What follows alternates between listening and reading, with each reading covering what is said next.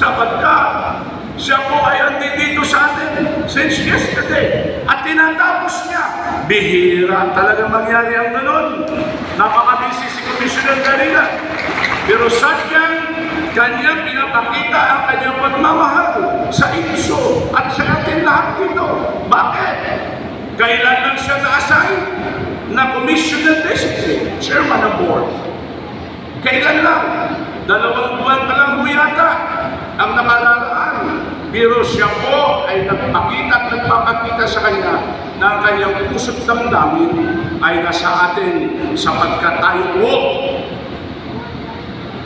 ang mga taga-IPSO ay marunong, magaling, accountable, responsible, productive citizens of our communities. Ang aton hinigugma na University President, Dr. Dennis Dipa, hindi mo mga sakripisyo, sir. Libo-libo, hindi mga produkto, higangan, nagulupan.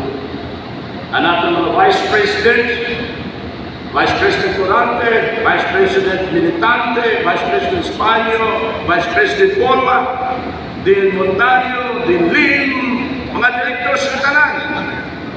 Labinahan aton Faculty Regent, Ma'am Kaili. Good afternoon, hanggang tayo na. Kaya hinunumduman ko ang nagmakaganap.